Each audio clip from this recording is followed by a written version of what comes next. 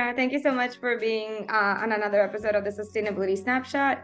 I aim to bring forth women and non-binary leaders in the sustainability and clean energy space.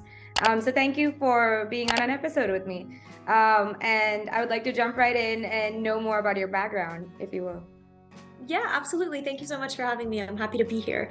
And sure, definitely happy to speak of my background, which actually did not start in sustainability. So I started in undergrad going into sociology and music. My aim was to change the world, save the world. And I really thought that doing sociology and community development, economics was the way to do it. When I graduated from undergrad, which I did at the American University in Cairo, I then moved to New York to pursue a master's in international affairs at the Center for Global Affairs at NYU. And one semester in, I switched from my specialization of international law and human rights to corporate finance and data analytics, because I thought that I would be able to learn a lot more and maybe branch out a little bit more outside of, the very niche law segment, basically. And that's where I also got exposed to an internship working with an organization that is part of the United Nations, and at the same time worked for an asset manager, where we were also doing a project that was supervised by our professor at NYU. And I think at this point I realized, if I'm going to change the world or save the world, there are more places where I can branch out than the United Nations, which is quite difficult to get into and a little hard to see the impact of one person. Not that it's impossible, it's just that it's more difficult. And through some colleagues, the alumni at NYU, I was exposed to ESG and sustainability as a segment. And I had a group of friends, and we all wanted to go into potentially ESG or corporate sustainability or social responsibility departments within corporations. And we thought maybe that's where we'll be able to see a little bit more action. And I started applying left and right. Being a Canadian citizen during the Trump administration, it was also not very easy to find a job in New York at the time. So if any of the listeners have visa issues, you can probably relate. In the end, though, I did. Yeah, there we go. See, we've all been there. So I was unlucky because under the Trump administration, it was really, really difficult. Whereas now I understand that things are getting a little better, which is absolutely fantastic to hear for all the international students out there who want to go into sustainability. In my case, when I reached out to some people, the other thing that I would hear was, it's really hard to get into ESG if you have absolutely no background. And that's where I started looking into some graduate schemes or programs that corporations held. So S&P Global has one, Bloomberg has one, all different companies have one. And a lot of banks have them as well. And I started looking into them, and I found the one at S&P Global to be really interesting. I also had some friends who were already working there, and one of them was complaining about how it's very difficult to find a French and German speaker join the graduate scheme. And I go, wait a minute, I can help with that. And I was asked to move to London for the job. And about 9 months in, one of my colleagues was applying to the newly formed ESG specialist team. And I remember going up to her and being like, wait, we have this? That's actually a thing now? Like, I knew S&P was branching into it. So I thought, okay, well, that's great. There's going to be a nice little transition there. But then when I saw that she was going into that team, I just went to her and said, please let me know how it goes, because I'd love to join that team eventually. And that's exactly what happened. 18 months after the program, I spoke to her manager, who is currently my manager, who I absolutely adore, and got into the ESG client engagement team at S&P Global. Wow, that is so impressive. I feel like that's also something I personally struggled with, and also I feel like audience would relate to, is how to get your foot in the door with this industry. Because there's not a lot of immigrants I see who are trying to go into this space young. And that's kind of a part of why I want to do this podcast series, also to reduce the taboo of we can make it in this space. It's just you need to find a way to do it. And currently it's not as many immigrants, so it's kind of hard to find somebody who can help kind of guide you, or at least see how other people are doing, right? So that is so cool. So how long have you been in S&P Global for? On July 15th, it'll be 4 years. That's awesome. Congratulations. Yeah. Thank you. And if I may, I want to comment on what you said about how it's difficult to get your foot through the door. I'll be honest, I think the way that I got my foot through the door was that I didn't really go through the door of it wasn't a sustainability door, right? I kind of just walked into the building, and one of the offices happened to be the sustainability one. So I think it's really important to be flexible. A lot of times, again, my my goal is to save the world, right? I want to change the world, and I'm not necessarily going to be doing all of that within my role, but it's a good starting point. And sometimes I think it's really important to adapt and be flexible. Even if the end goal is to work in sustainability, you absolutely need to be very gritty about it, but also flexible in that you can go somewhere where you work with sustainability teams.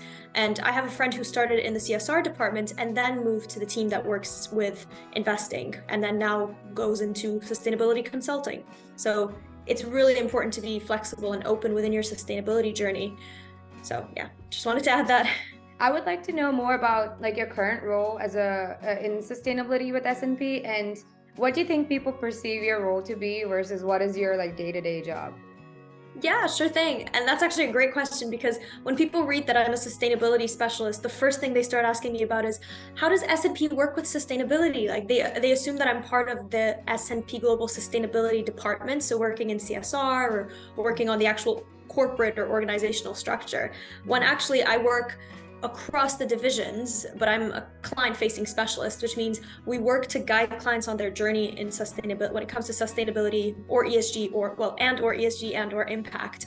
And the idea is really step by step walking them through what does it mean altogether, what does it mean for their segments. If you're working with an asset manager, for instance, what does that mean? If you're working with someone in the EU, you know the regulations that they also have to start thinking about. So we're really subject matter experts on sustainability related issues within our regions. I personally cover Europe, the US, the Middle East and Africa. I would say that's pretty much it so far anyway. We'll see. Half the world, more than half the world, but sure. Yeah, well, a lot of, if you think about it, like in the Middle East and Africa and in the US, there's not much regulation yet. So from a regulatory perspective, it's really going to be Europe, meaning the EU, and also the UK, where the majority of regulations are going to sit, frameworks, standards, all of that. For the other regions, for them, it's still a lot of noise. There's still a lot of backlash. And that's another thing that we have to deal with. We sometimes have to sit down with clients and explain to them what this all means. So if you're working with a portfolio manager and you're trying to show them that their carbon footprint is really high, you know, sometimes people will be like, how can you change your methodology? And we go, no, you have to do something about it. So that's the other thing. We also have to kind of guide, we can't advise, so we're not a consultancy, but we guide clients to figure out, is this a flag to say, okay, well, I need to engage with my companies? Is this something you may want to discuss to eventually divest? And obviously we don't bring in our opinions, but we're the like specialists when it comes to the methodologies, when it comes to the themes, the topics, that kind of thing. So that's what we actually do. And yeah, we're educators at the end of the day. So that's cool. That is very cool. I'm curious. So when you say, like, I'm sure I know like stuff around here and how like its regulations are way lower than the EU and Europe and their standards. So how different is it guiding clients in the US versus say like France, where like the regulations are way more stricter, I would guess? And do you like primarily try to fit it as like, here's the regulations and here's how your company can fit into those?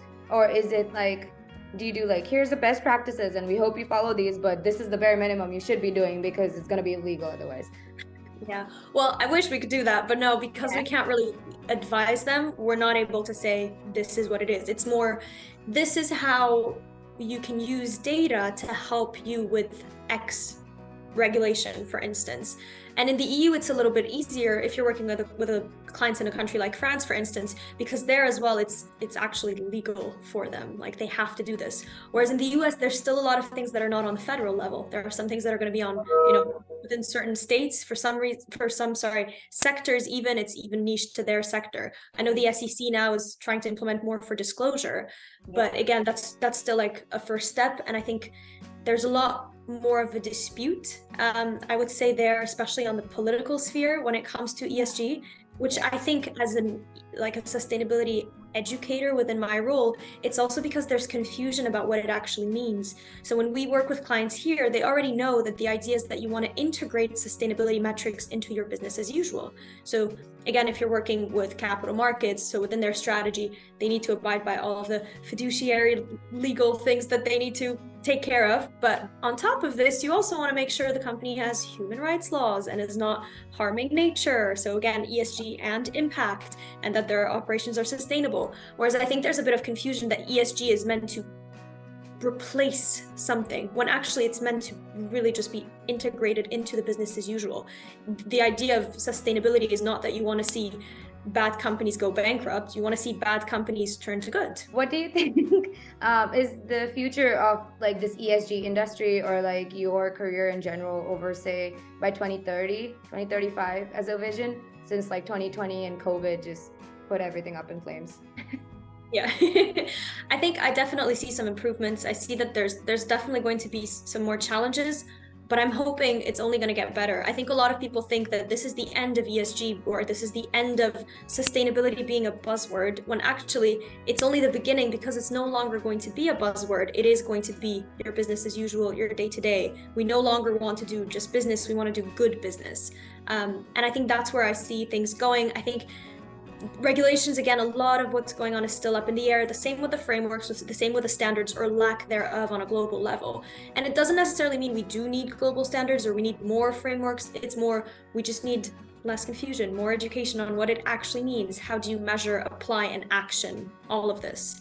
And that's something that I think is or I believe is going to improve in the coming years, and hopefully by 2030. And my hope is that also, I don't know, and I can't talk about whether or not we'll meet the Sustainable Development Goals by 2030, for instance, but I'm personally an SDG specialist within my role as well, and I really hope that we can at least get on the right track, that we can actually get there. My dream is for us to actually make it, but I know that SDG 17 is at the end of the day the most important one, which is partnership for the goals. And I think as long as there's a lot of different, as you mentioned, it's very opinionated, which is fine. It's fair for everyone to have their opinion. But when there's a science, when there's something that says, okay, but this is something we need to do, right? When it's the people, when it's the development that's actually good, right? The sustainable development aspect of it, I feel like we really need to partner, not only from a corporate perspective, also from a governmental perspective, also from within capital markets. So banks, all other sectors that really have a huge voice there and can actually make things happen. So that is what I hope to see by 2030. Just to wrap up this conversation, would you like to plug something in for my audience, or is there something interesting you learned recently or you would like to talk about? I think all I want to say is that we should never give up hope, which I know is a very cheesy thing to add in a conversation like this, but this is something that with my clients, again, who can be from an analyst all the way to a chief sustainability officer, it's really important to realize the bigger picture.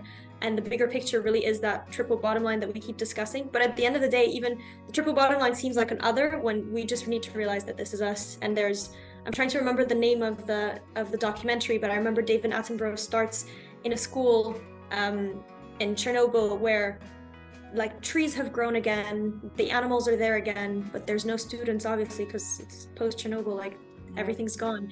And he says that, we keep saying we need to protect the planet and all this is happening. At the end of the day, nature will come back, but look around, we're not here anymore. So if you think about it, if you're a little bit selfish about yourself, you can actually end up saving the planet as well, and saving, not to say that we should be selfish, but it's more, we just all need to work together and realize that we're doing this for ourselves also, and for the animals and for the trees and for everything. But right, there's no future without that. So I think that's just really important. And for anyone who's trying to get into sustainability, keep trying to get into sustainability, but please work on getting into things that are not related to greenwashing. We really need less of that. We're not looking for loopholes, we're looking for good business. So that's just something that's really important to mention. I really like that thought. And I feel like that's a good way to convince people, rather than trying to convince them it's good for the planet. It's like, you're gonna die, or your child is gonna die, so like do something about it. Yeah, I really love that. Like, I mean, as much as I would like people to do it for saving the planet, this is just, as humans, like a better argument to like try to convince more people to come in. It's like, humans are gonna be extinct. Like, Earth will be fine, plants will be back, animals will probably be back. Humans are not coming back. Yeah. So it's a bit of a dark thought, but again, being hopeful, that's the happy note I want to end on, is that there's a lot of hope, and that's what we should never lose. I agree. Thanks so much for your time, Myrna. And thank you for having me. Yeah, definitely send out any social media handles you would like people to reach out to you on, and I'll include all that in the description. And thank you so much for your time. Thank you. Have a great weekend. Thank you. Bye. Thank you.